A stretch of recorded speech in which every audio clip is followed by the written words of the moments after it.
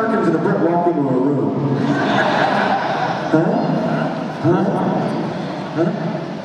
Shazad, can I ask about the decor that you've brought on stage? I made a promise to the 11-year-old girl. She said, you have to bring the heart on stage. So I said, not joking.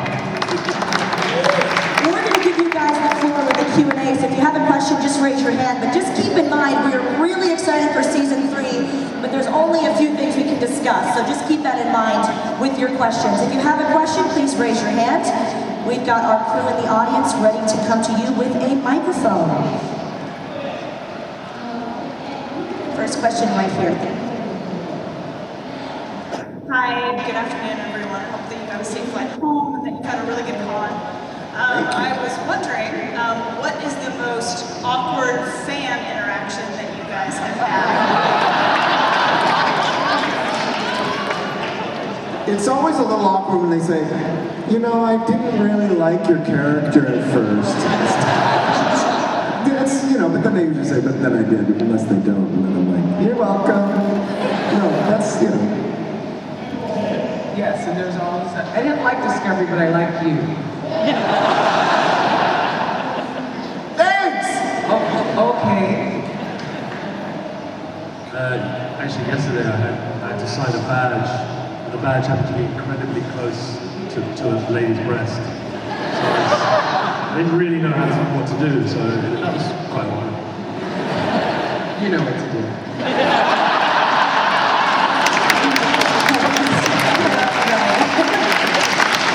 Hi guys, I think Discovery is absolutely awesome. You guys rock for a start.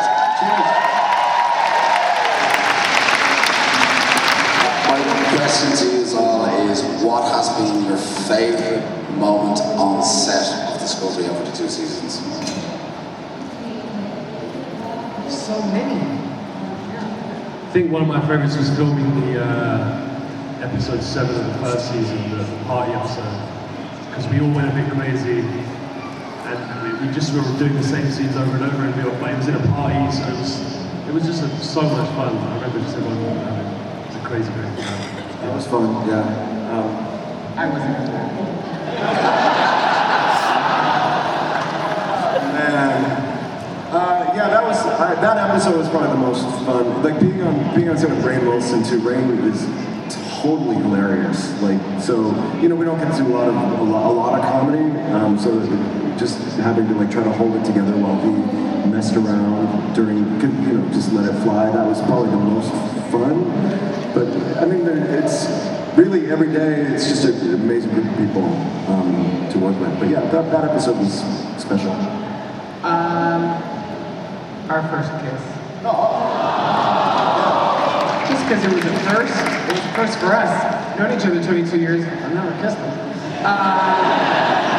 And also it was a big deal. It was a big deal for Trek. It was a big deal for LGBTQ people, gay men specifically. But and we knew it. The great thing about it was that we knew it in the moment, and it was a good kiss. Good kiss, boo boo.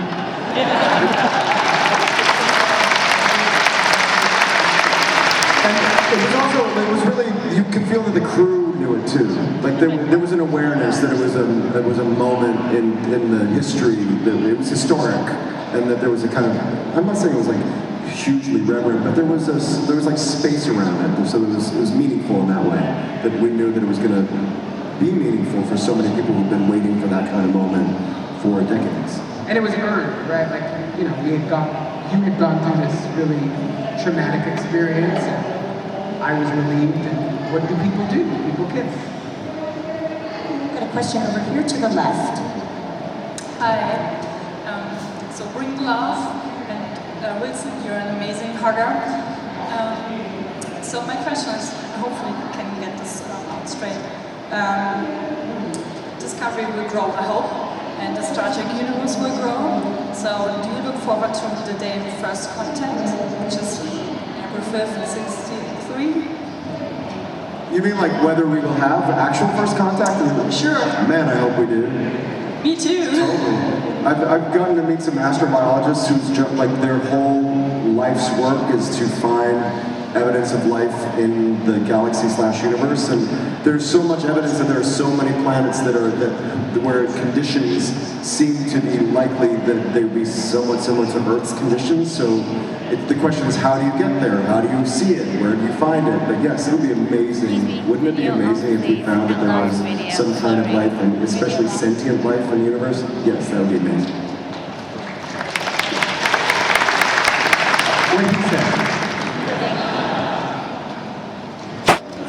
Yeah. Alright, so one thing that I wanted to ask was there any scenes that got cut that you wish had made the final edit because they were really emotional, really funny, etc.? I was gonna have the first swear word. I was gonna say motherfucker. And then they gave it to Tilly at the last second. They cut my one. I don't know. And it makes more sense. It makes more sense. It made sense in my scene. It was with the Jason Isaacs and Rain, and we were in but it's the first time you see Tyler, but it was better with Tilly.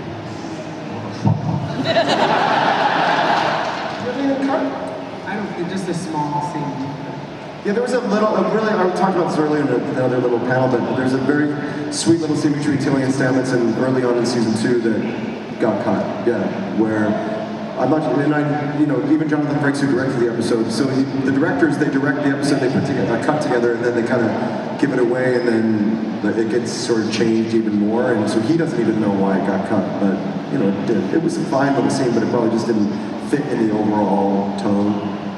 Yeah, there's a scene where you're talking to Tilly about me, and at the end of that scene, I was supposed to walk in. Oh, in the mess hall, yeah. In the mess hall, but they cut it out. This part where he walks in. Where I walk in, and I'm like, hey, were you talking about me?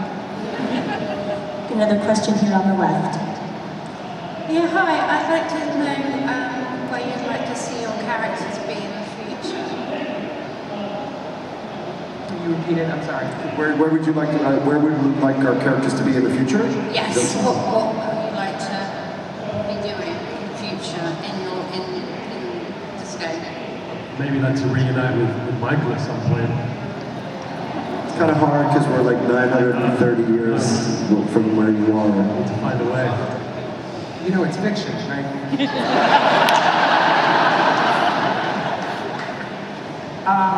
Where would we like to be in the future? I don't know.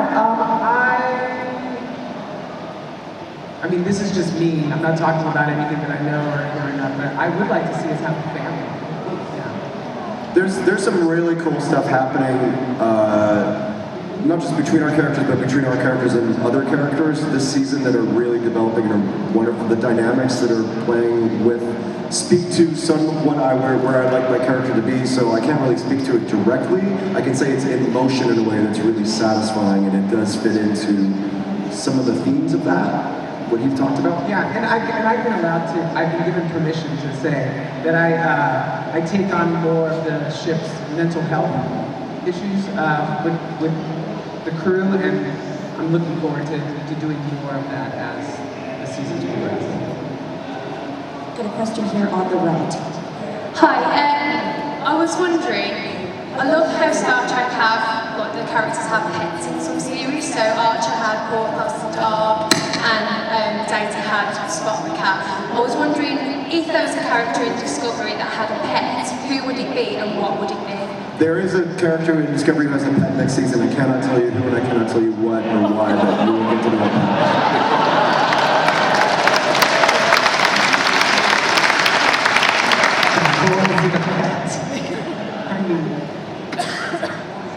Oh, this pet I think will be famous. Another question all the way in the back on the right. Hi. If there's another character that you could play in any of your series, which would you play? Like across all the shows, or just Discovery? Data.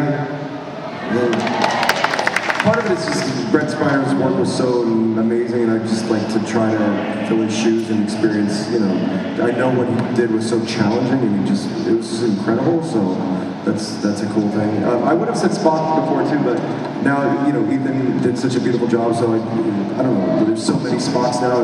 Yeah, maybe one. That'd be the one. I said this yesterday. I always want to play Tilly. She's got a great car. Super great car. And I said this before, I like me a lot. And if I could have written a character for myself, it would have been Hugh Culber. But I am a black woman inside. I don't know if you know this, so I would be Michael Burnham for sure.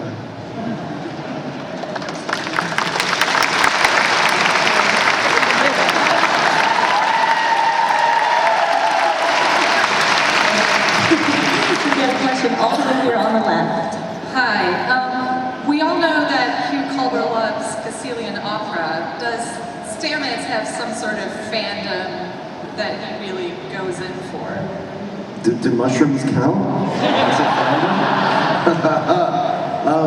Yeah, I don't know. Yeah, it's a good question. I don't know how much Paul allows himself that kind of time. I just don't think that he does too much. You're so obsessed with what you actually do that there's no room for anything else. Not even me. Another question. That was good direction. Hello, I'm Stephanie. I have a question for Shazad. About Section 31, can you tell us something about the new show that should be coming up, when it's coming up, if you have anything at all? I'm into Section 31. I think it all relies on the show and scheduling, and I mean, I'm supposed to be hearing from Alex soon, at some point, and figuring out what is happening, the timelines, and everything really, but I don't know anything yet. That's all I can say, really. I don't know. That's all I know. Yeah, call me. Bowie and Erica, who are two of our writers for Discovery, they have been a part of all 3 seasons so far.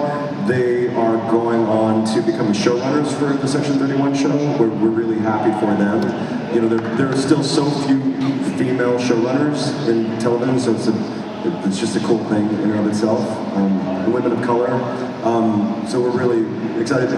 Yeah, it's going to be, you know, all the shows that Alex Kurtzman and Secret Hideout are developing in the Star Trek universe are all going to have kind of like different tone, different approach, different kind of feel, and the stuff that they're talking about with that sounds like it's going to be really cool. So, but I don't know when, no one knows when exactly it'll be in the world. Got a question here in the front on the left. Hi, so my question is, Anthony, you have a background in musical theatre. I was wondering what the 3 of you would say to a musical episode of Star Trek. Yeah, Michelle Paradise, who's our showrunner now, I think that she's got some wheels turning. I think maybe, you know, I don't know if it'll be a whole musical episode, but I think there's a chance that we can have little more moments of singing here and there. So we'll see, yeah. Got a question here on the right in the back. Hi. Hi Anthony, hi Winston, hi Shazad. Can you hear me? Yes. This is a question for Shazad. Going back to season 1, Vok, Tyler, amazing story, very touching and emotional. And just with the age of social media, there was rampant speculation. I'm just wondering, what was your reaction to all the theories and chitter chat about who is Vok and all that kind of jazz? I'm not a big social media guy, and during that time I was just trying to focus on the work really. I don't really engage with it in that sense. I feel without my development of the character and all that stuff, I don't like to sort of, while we're working, while we're in it, I don't really want to go into that world. I think it's a bit distracting, so didn't really get involved with that much. I don't know. I mean, there might be some haters there. I don't really know. They kind of made a mistake early on when they announced. Yeah, they sort of messed up the announcements. They had to sort of backtrack, but yeah, I had to keep it secret. Couldn't really do much press. Kind of good. Things didn't have to say much. So. Did you see the social media account ever though of the real David Iqbal? Yeah. Did you see that? Yeah, I met him actually. I met him. Yeah. The guy who did that social media account? Yeah. And he's like, I'm not at all the same person at all. Never. No, it's not me at all. Like, that's not me in this picture. No. Yeah. It was funny. But yeah, I mean, I don't really engage. Good answer, Shazad. I've got a question all the way in the back, in the center, back row. Hi, can I just say thank you very much as a yeast scientist for making us very cool again. And I wanted to know if you could do an episode like Trouble with Tribbles, where you went back in time to another show, which one would you like to go back? So to any episode of any other Star Trek, what would you like to infiltrate? Well, we've gotten to work with Jonathan Frakes a bunch now, so I think it'd be fun to get to do something with Riker.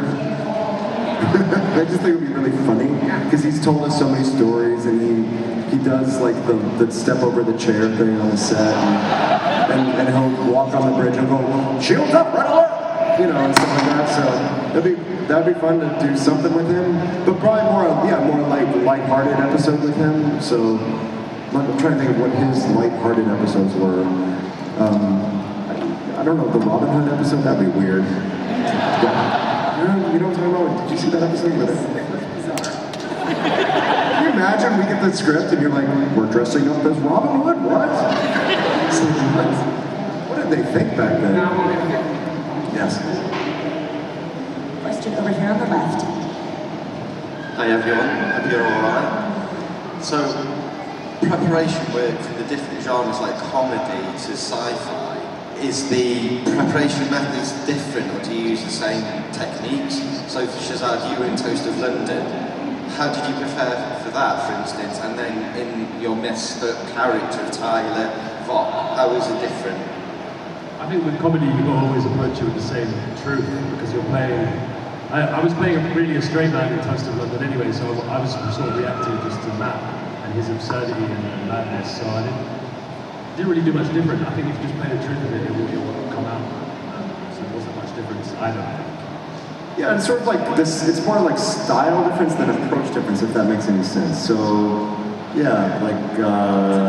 Sometimes there's timing, right? Like, you know, it's a lot of comedy, but it's about timing and the way it's being written.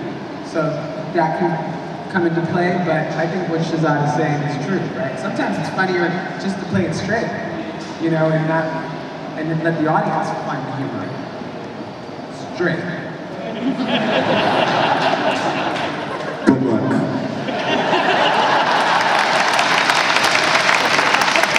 That was timing. Yeah. Hey, the rule of three. Did you know about the comedy rule of three? You can do something for the third time, 3 times. If it's funny all 3 times, it's good. Yes? So it goes up at the end. Yes. That's a comedy rule. It's a comedy rule. Okay, sorry. I have 2 questions. You brought this up, so it's your fault. Which one of you, now that you've trained with Jonathan Frakes, can do the best Riker maneuver? And my second question is, what was the most strenuous, difficult scene that you guys have had to do so far? I'm going to do the Riker maneuver.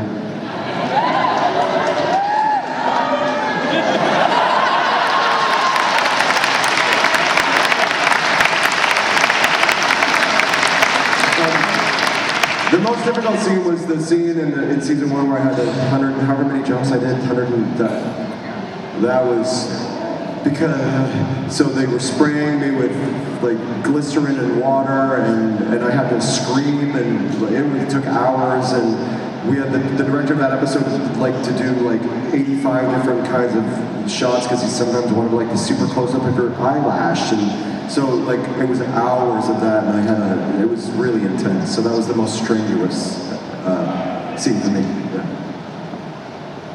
Yeah, I think there was a scene with Anson Mount in season 2, episode 7 or 8, I think, where the big metal snake, and you were in a booth, and it was just heavy, and it was cutting your skin and that kind of stuff. And maybe the first day as a Klingon as well was very tough, because they were sort of getting used to everything, and the weight of the head and the sweat, and it can be tough, but it's still fun.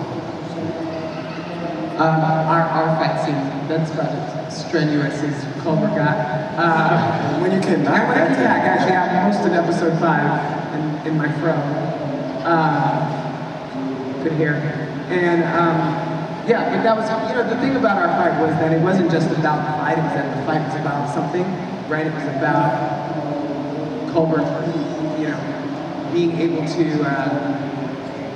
make some kind of sense of what had happened to him. Right. So that was all, and one of my favorite moments of season 2 was our moment. You did most of that physical stuff. There was only very, very little that was ever any kind of stunt. There was one flip on the table, which was the stunt guy, and the stunt were really great stuff. And yeah, not most of it, because the angle, the way it was shot, we had to sort of be in most of it. I've never been in a fight before. I'm a lover. I'm not a fighter. Get a question here on the left. Hi there. I'm just curious, obviously I know you've already started to talk about it today with Star Trek. Obviously you obviously had your kiss, and obviously you've talked about mental health, and obviously the female cast. So Star Trek and Discovery especially is starting to do more and more to to bring things along within one time. So things like LGBT and more women, etc. So how do you think they're going to manage to keep going that while staying true to Star Trek, and also as individuals who take those leads like yourselves, how are you going to embrace that and obviously drive that forward? If that makes sense. There's stuff happening in season 3 that continues to broaden our broaden how we're representing all kinds of folks, and we're really proud of that, and that's something that our writers are always mindful of. We're standing on the shoulders of 50 years of Star Trek, pushing the boundaries, but we're also like the weight of history on television, at least in the United States. I don't know what it's been like in the UK and elsewhere in Europe, but it's so much been dominated by white people for so long, and our team is really aware of that, and they just want to always ensure that it's minimal the times when people on screen is just white people talking to each other. That it's not because there's anything wrong with that, but just like there's so many other stories to tell. It's so necessary to have all kinds of voices and kinds of people's voices be heard and represented. So that's always going to be something that they're going to be leaning into, and it's something that we all who are part of our show insist on and are really proud of. So we're behind everything, and there's just stuff that is especially true of season 3 in that respect that we're especially proud of, but we just can't talk about the details of it, but cannot wait for it to be out in the world, because it does things that haven't been done before in Star Trek.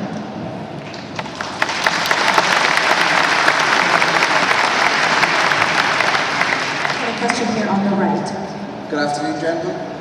I suppose my first question is, with the tradition that is now with Star Trek actors taking up the director's chair, who do you think will be the first one as a Discovery crew to take up the director's chair?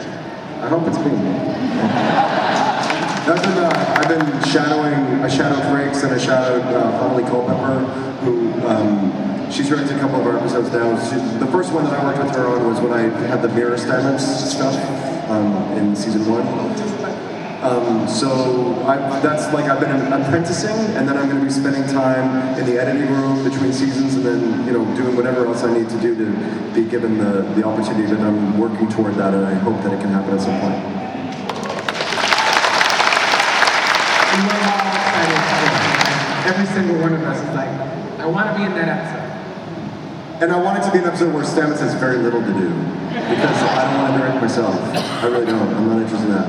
And to get the chance to have my first, the potential to have my first directing experience in that arena. I've directed theater before, but not professionally on a set like this.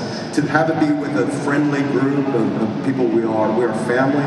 The crew that I've been working with for these past few years, like they're supportive. It's just like it would be like the most wonderful way to have that be the first experience, and it does follow the footsteps of the long legacy of the many actors who've done it. And I think part of the reason it works so well is because of that, because we're such an ensemble. It's welcome.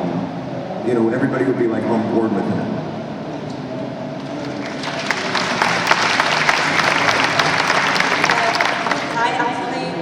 Shazad, happy to see you. I have a question regarding the Klingon language. because it's one of the many, many reasons for which I love Discovery, a part of all of your characters and the storyline, obviously. And I really admire Shazad's pronunciation of the Klingon language. I'm learning Klingon myself. And my question to all of you, including Shazad, is any of you or of the other people from the crew actually learning the language like for yourselves, not only because you have to? Yes. I don't know if anyone's trying to learn it fluently. I mean, that's a big task for doing that. I mean, Mary was very into studying it in that sense, but we can just learn it phonetically. We didn't go that. We didn't have time to go that deep. You know, you only have like 5 days in between them, 7 days between there. You have to just learn what is there. But we learn it proper. But yeah, learning things. Well, you know, Hugh is, you know, Klingon, he's known Klingon since he was a child. So, no. Nobody thinks that? He wants to learn things. Because he's taken a lover. No kidding.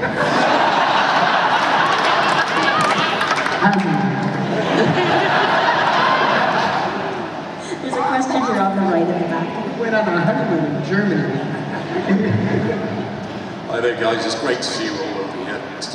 Discovery's been brilliant the first 2 seasons. Really looking forward to the third. Which of Star Trek's great history of recurring villains and species would you like to see on Discovery in the future? Which was, well, I'm sorry, but the greatest villains? Yeah, villains or species. I love Measure of a Man. I love that episode so much. Like, if you're talking speeches, Picard's speech in the trial, like that quality of speech, to have that kind of, like, you know, the true, deep, beautiful righteousness of that, something like that, I think is, yeah, that'd be great. Villains, I'm not sure. We had Harry Mudd, I mean, come on. I like the Romulans, just the way they work now. I think there might be something like that. I think. I like Romulans. I was going to say that, but say what? Wrong. Oh, but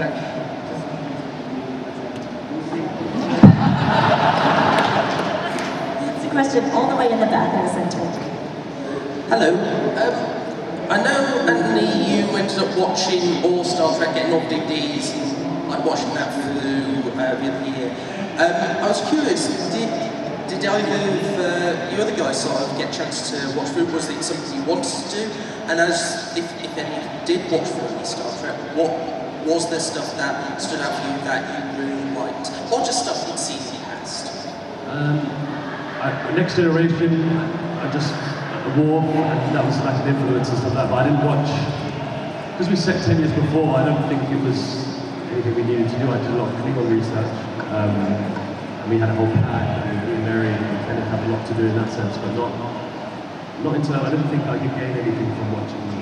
I didn't want it. I wanted it to be a unique sort of creation, an original sort of thing that we were doing, because our take on it was so different, and we were coming at them from a different angle, so yeah. I've watched, when I was growing up, when it was on actual television, I watched a lot of Next Gen. And for me, you know, what I remember the most and what sticks out. I didn't remember from my experience as a kid, watching the original series and the original movies, the possibility that there could be things of the kind of emotional depth of things like Measure of a Man, Darmok, these moments between, you know, Guinan and Picard, and 10 Forward, these beautiful little intimate, beautiful little chamber piece scenes between these wonderful actors, Whoopi Goldberg and Patrick Stewart. Those are the kinds of things, like visiting it, preparing to go in, that were deeply inspiring, because, like, yes, it can have all the wonderful space adventure and all that kind of cool stuff, but it also has opportunities for humanity to shine through these beautiful actors. So that's what really lifted me up and inspired me going into the work. And then I was really happy that our writers have also given us plenty of that kind of material to do for ourselves. Question right here in the second row. Hi guys. Is there a chance that Hugh and Paul will ever forgive Ash? Sorry. would ever forgive Ash. Hugh has absolutely already forgiven Ash. I think that was part of why, at the end of that scene, I think in that moment, at the end of our fight scene where we see each other in each other, right? That in that moment, Hugh realizes that despite what had happened, that this was somebody who completely understands what it's like to be in a completely different body, and the foreignness of that, and the trauma of it. And in that moment, I think when they separate, and he realizes that, it forces Hugh to say, oh, I need to take a look at myself. I can't blame Ash for what happened, because that wasn't him. And I have to deal with what's happening with me. So much so that I have to separate myself from Paul for a moment in order to deal with all of that. So, and decide if that's the kind of life that I want to lead now, because I'm not that person anymore. And I think, for Hugh, the entire second season was about a second chance, right? I think he realized that, in his time alone in the network, that there were, although he had a great life, there were elements of it that weren't great and that he would have loved to have done differently.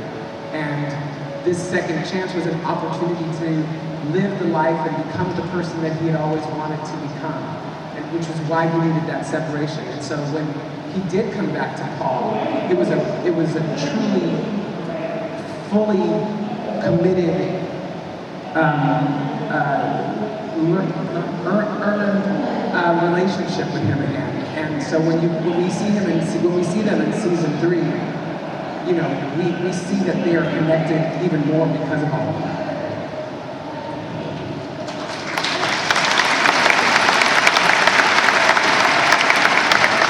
Question here on the left. Hi, so my question is for Anthony.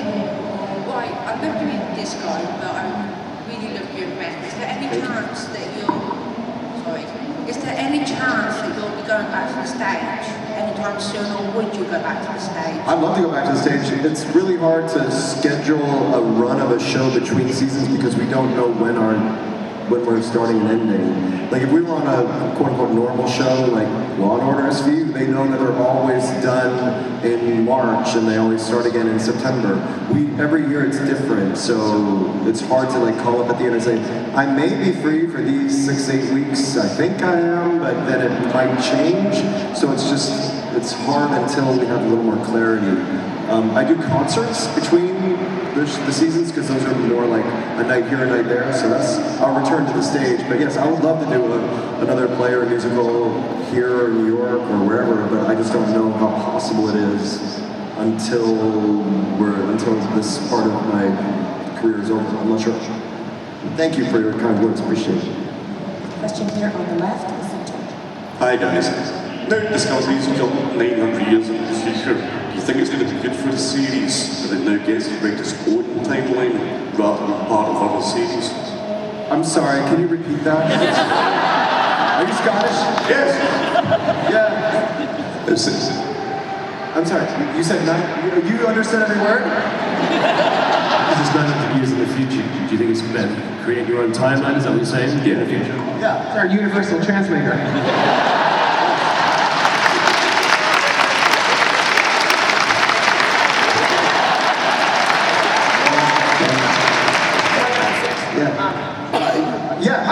I think that the writers feel wonderfully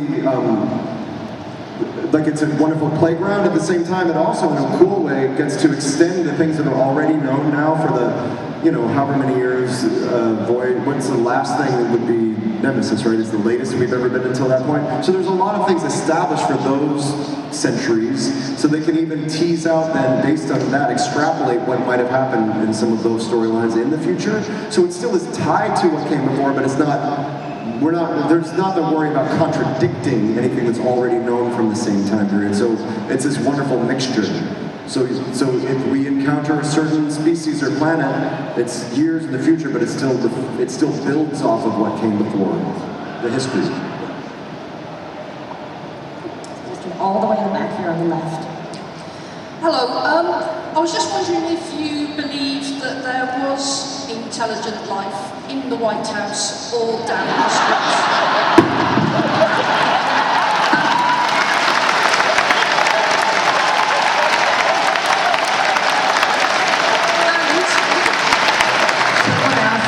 That was a short answer. No. Hell no. As I say, we accept responsibility that we've gone down the loony loop as well. But discovery. Someone asked me in 930 years in the future if you guys had figured out Brexit yet. And I said, no, we've fixed it out so many another 3 months. As I say, discovery has such a good positive image of the future, of what we can be, and how much better we can be, of diversity and just being better people at handling conflict and differences. What can we do? And also the way that some fandoms have actually seen this as a bit of a threat. How can we as Star Trek family and fans use that image to combat hatred that is growing in our society at the moment?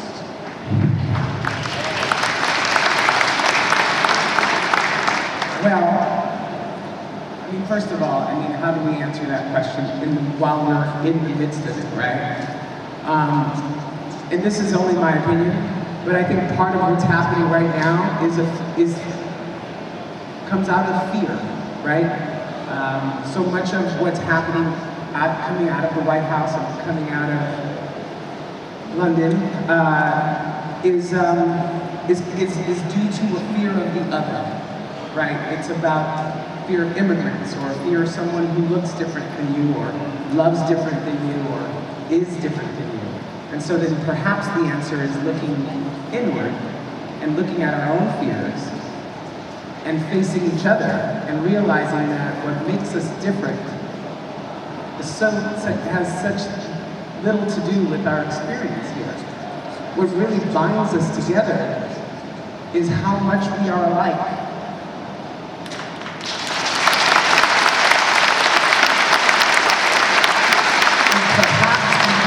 Concentrating a bit more on what it is that all of our differences bring to this experience that we're all having together on this planet. You know, how boring would it be if we were all white, or all black, or all male? What's amazing and what's beautiful about the human race is how different we all are. And perhaps the reason why we're all so different is because we're supposed to figure it out. It's part of the puzzle, right?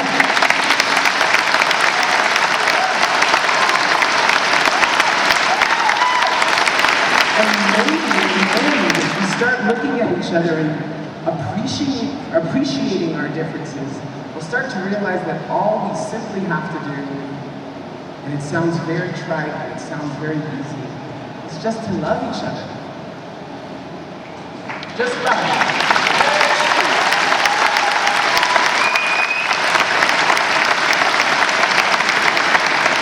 Even those trolls who come after me on Twitter, who are going to say shit to me today because I gave this little speech about loving each other, I love you too. And I really do. I really do.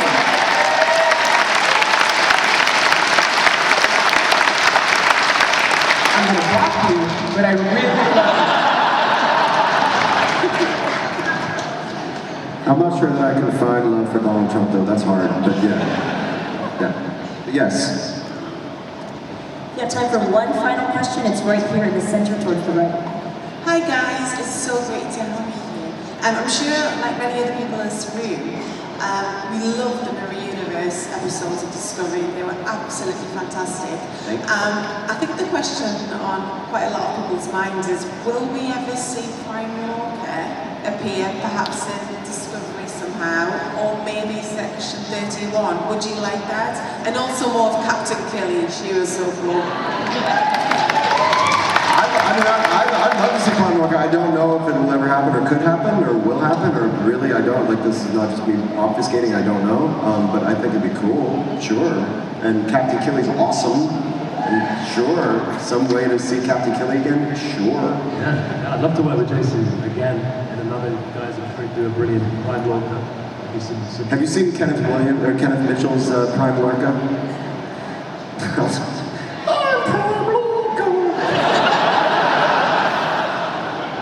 And he goes on and on. So we've seen Prime Lorca as embodied by Kenneth Mitchell in panels, but yes. And I know that Jason has said that, if given the opportunity and the right script, he would absolutely come back, and we would love to have him back. We really would. We're going to keep the applause going for our amazing guests, ladies and gentlemen.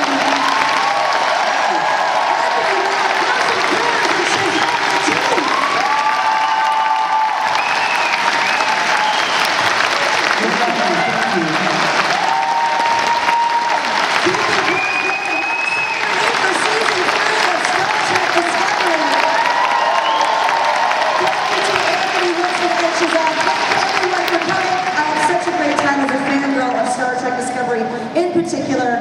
Again, guys, please share all of your photos, everything from this weekend using the hashtag DSD. Find us on social media. Thank you so much. Have a great weekend.